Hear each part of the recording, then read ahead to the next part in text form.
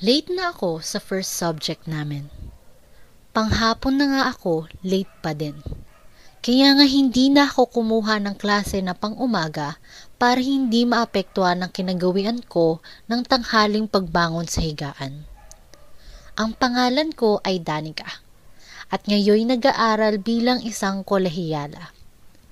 Meron akong napaka-hot na roommate na nag-aaral at varsity ng basketball sa ibang campus. Sa magdamag na kasama ko si Spencer, nasaid ng husto ang aking lakas.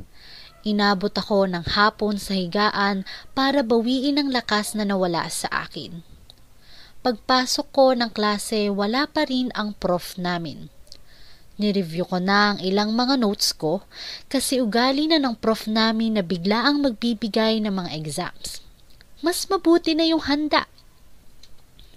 Seryoso ako sa pagbabasa nang biglang may tumabi sa aking upuan. Hindi ko nilingon kung sino ito. Mga ilang minuto pa ang nakalipas, naging balisa ako sa hatid ng samyo ng kabanguhan ng aking katabi. Namamalikmata na lang yata ako sa nararamdaman kong mainit na paghinga sa gilid ng aking tenga. Ngunit talagang nadidistract ako sa kaibango ng hininga niya. Para bang kagagaling lang sa pagtututbrush. Hindi na ako nakatiis at nilingon ko na siya. Sinalubong ako ng isang nakakaakit ng ngiti na tinernohan ng pantay-pantay at maputing mga ngipin. Hindi agad ako nakaimik. Para bang huminto sa pag-ikot ang aking daigdig. Siya, si Carlo. Boyfriend ng isang student council officer sa pinapasukan kong university. 5'8" ang height, moreno, kaakit-akit na mga mata. Hi, bati niya sa akin. Hello, tugon ko naman. Gusto mo gimmick tayo? Aniya habang papalapit sa akin. Sandali akong nag-isip. Medyo alanganin ako kasi talagang matapang ang syota ni Carlo. Duda ko nga, pinilit lang siya nito para mapasagot siya. Okay, pero baka mamaya niya napakan ako ng girlfriend mo kapag nakita tayo o di kaya kapag nalaman niya. Napahalakhak si Carlo sabay palo sa aking hita na sinabayan pa ng marahang paghaplos. Tara na, di na papasok si Prof. Pagpupumilit pa nito. Lampas 15 minutos na wala pa siya. Di consider as absent na siya nun. Hindi man lang nagpasabi na hindi siya papasok. Kapag tayo ang absent, hinihingan tayo ng paliwanag ng prof natin. Pero kapag sila, deadma lang. Ano na, tara na. Doon tayo sa grinds best. Dagdag pa nito. Hindi ko na siya pinagsalita at pumayag na sa nais niyang mangyari. Oo na, dami mo pang sinasabi. Pero samahan mo muna ako. Dadaan lang ako sa tindahan sa may terminal. Magsasama din ako ng kaibigan sa gala natin. Okay lang ba? Pagkukondisyon ko. Ayoko nga. Maraming mata doon. Doon sila madalas magkita-kita ng mga kasamahan ng girlfriend ko na officers At saka, wag ka na magsama para walang istorbo. Kinilig naman ang aking buong sistema at nakakaamoy na ako ng isang matinding sisiran. Pinagmasdan ko ng maigi ang paglayo ni Carlo. Kay sarap titigan ng kanyang matikas na likod, mataas na tindig, at pag-sway ng kanyang buhok kasabay ng hangin. Hindi ko mapigilan ang aking sarili at napakagat labi na lamang sa pagkasabik. Handang-handa muli, hindi alintana ang nakaraang magdamag na laban. Sumaglit na ako sa tindahan at namataan ko roon ng kanyang girlfriend na nakikipagtawanan sa kanyang mga kagrupo. Kung makipagtawanan nga siya, ay parang wala siyang boyfriend na magsiselos sa kanila. Agad na akong umuwi upang makapag-ayos at magkita sa aming tagpuan. Nang makarating akong muli sa campus, wala na ang officers na nagtipon sa labas. Malayo pa lang ay tanaw ko na si Carlo. Nang matanaw niya ako ay agad niyang pinitik patapon ang kanyang hawak na yosi at sabay para sa taxi na papalapit at agad din akong sumakay. Pagkaupo ko ay agad inakbayan na ako sa balikat ni Carlo at humimas kagad sa aking hita. Dinampian niya ako ng halik sa aking tenga at sabay dila. Nakiliti ako ng gusto at medyo kinikilig sa kanyang ginagawa. Let's have some fun. Pulong niya sa akin gamit ang malalim nitong boses matapos niyang iharap ang mukha ko sa gawin niya. Tinitigan ko siya sa kanyang mga mata at tinatansya ko kung seryoso ba siya. Agad nakuha ni Carlo ang aking pahiwatig kaya agad niyang kinabig ang aking batok at hinalikan niya ako ng mariin. Hindi ko na malaya na lumiko na kami sa motel. Ang pugad na naghahabol sa oras ng kaligayahan.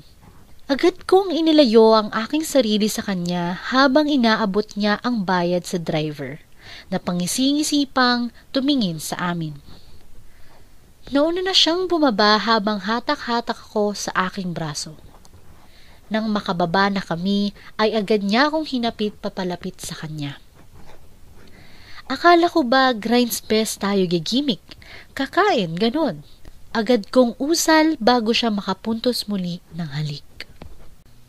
Di tayo ang magkakainan, sinisigurado ko sa'yo, mas the best ang pagkagrind dito. Aniya at hinatak na ako ng tuluyan papunta sa pinakamalapit na pintuan mula sa aming kinatatayuan. Paglapit namin sa pinto ng kwarto ay may dinukot si Carlo sa kanyang bag. Shock ako nang makita ko na discount card pala yon. Ibang klase pala talaga itong si Carlo. Ilang babae na kaya ang nai-check-in ito? Sabay sunggab niya sa akin. Naghalikan kami dito at doon. Wala kang maririnig sa kwarto kundi ang tunog ng salpukan ng aming mga labi. Naramdaman ko na lang na kinakalas na niya ang botones ng aking polo blouse. Kasunod ng aking bra. Sabay dakma sa aking hinaharap na halos panggigilan na niya ang mga ito. Bilang ganti, sinimulan kong hatakin paitaas ang kanyang t-shirt. Pinigyaman ng aking palad ang patuloy na paghimas kay Junjun hanggang sa mahubad ko ang kanyang pambaba. Nakakabaliw ang iyong hinaharap, Danica. Aniya ni Carlo. Ayan, sige sarapan mo pa. Pagpupursigi ko pa sa kaniya. Nagkusa na ako na hubarin ang aking pantalon. Habang padila-dila siya na may halong pagkagat-kagat sa aking tenga, ay hinubad ko na din ang aking pangloob. Sabay dakot niya sa aking pagkababae na naging sanhi ng aking biglaang ungol. Sabay dakot niya sa aking pagkababae na naging sanhi ng aking biglaang ungol. Halos mapasigaw ako sa sarap dahil sa pagsayad pa lamang ng kanyang daliri. Itinulak ko siya pahiga sa kama. Agad kong nilihuran ang kanyang nakatayong sandata. Sinimulan kong dila-dilaan ang kanyang mga binti pakyat sa kanyang mga bola. Dahan-dahan ko itong dinilaan para mas lalo siyang matukso. Maging ang pagtaas ng aking kamay ay mabagal din. Ang sarap. Bilisan mo na, please. Pagmamakaawa ni Carlo sa akin. Paulit-ulit kong ipinaranas sa kanya ito na siyang naging dahilan ng kanyang pagkapit sa aking ulo. Diniinan pa lalo ni Carlo ang pagkakasubo ko rito na para bang lalabasan na siya. Bagaman ay mabilis, akala ko doon na natatapos ang gimmick naming ito. Tumayo siya at ako naman ang kanyang hinatak pahiga sa kama. Ikinalong niya ang dalawa kong kamay sa ibabaw ng aking ulunan sa ilalim ng mahigpit niyang ikapit. Habang ang kapila niyang kamay ay nagdilibot sa aking pagkababae. Carlo, paano mo ko napapaukol ng ganito? Pasigaw kong ani dahil sa hindi ko na makontrol ang nararamdaman ko ngayon. Hinalikan niya ang aking leeg malapit sa aking tenga at saka bumulong. May mas isasarap pa ito, aniya. Hanggang sa tuluyan na niyang ipinasok ang kanyang daliri sa aking pagkababae. Makailang ulit niya itong ginawa kung kaya nagpumiglas ako at kumapit sa kanya.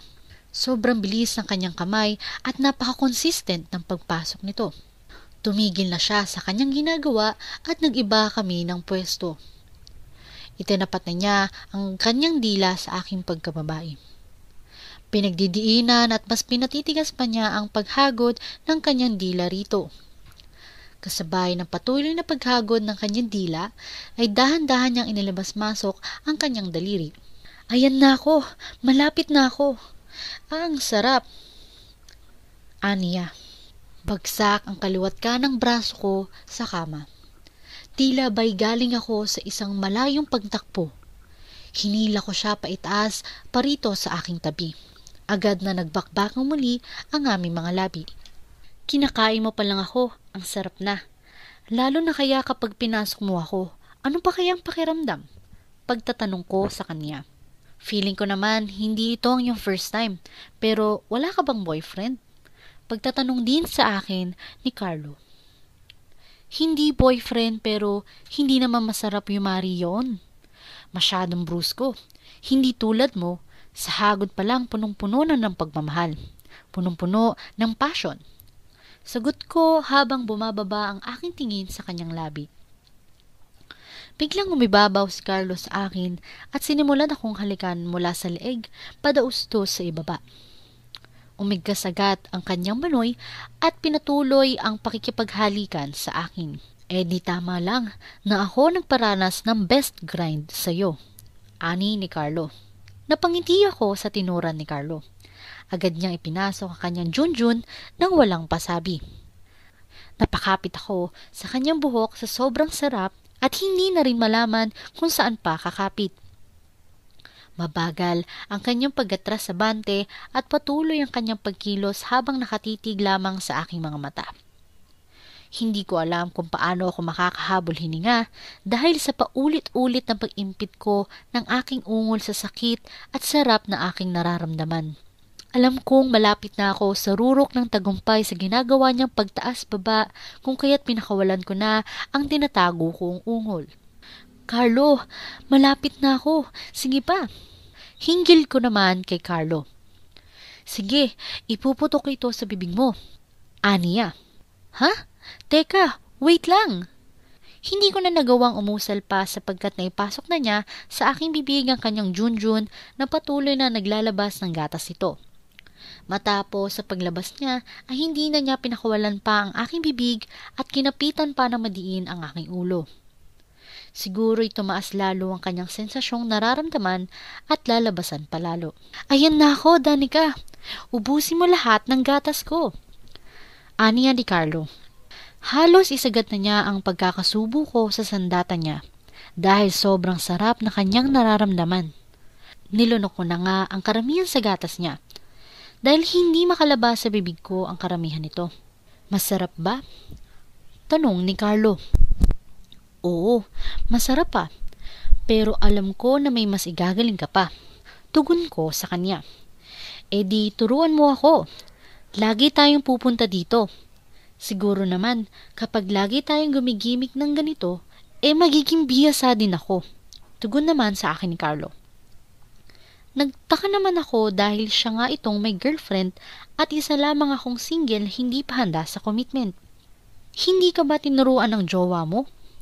Muli kong itinanong sa kanya. Honestly, for the last 3 years, para lang akong pampalipas oras sa kanya. She's very focused sa pagiging officer pero nagdududa ako. Alam ko namang gusto niya lang makipaglandian sa mga lalaking miyembro doon. Tugon naman sa akin ni Carlo. Alam din pala niya. Hindi din siguro nakakapagtaka kung talagang suki siya dito sa motel at never sila nag-away tungkol dito. Maya-maya ay naging malikot na naman ang kamay ni Carlo. Nasabi ko na lang sa sarili ko na grabe ang pagka-agresibo ng lalaking ito. Hindi na ako nagpaligoy-ligoy pa nang maramdaman ko na handa na naman ulit ako lumaban. Bunga ng pagpapala ng palad ni Carlo ay agad akong bumitaw sa kanya. Itinutok ko ang kanyang nakatayo pa ring sandata sa aking perlas. Dahan-dahan ko itong ibinaon na siyang dahilan na mapangiwi ako sa sakit. Hindi pa naman ako laspag pero may experience ako. Ilang beses na ba kayong nagtalik ng jowa mo? Pagtatanong ko. A lot. Every monthsary siguro. Ikaw ba? Pagtatanong muli sa akin ni Carlo. Ilan lang. 3 or 4 times, I guess. Tugon ko habang nahihirapan pa rin ang aking posisyon sa ibabaw niya. Inalalayan niya ako at ipinatong ang aking mga kamay sa kanyang mga balikat. Unti-unting nabaon ang kanyang hotdog sa aking donut. Kahit papaunti-unti ang pagbaon, napakasarap talaga sa pakiramdam. Masikip at mainit-init pa ang hatid ng tinapay ko sa kanya. Ilang hugot at baon lang naramdaman ko ang padaloy na mainit-init na katas ni Carlo. Napakasarap mo talaga, Danica.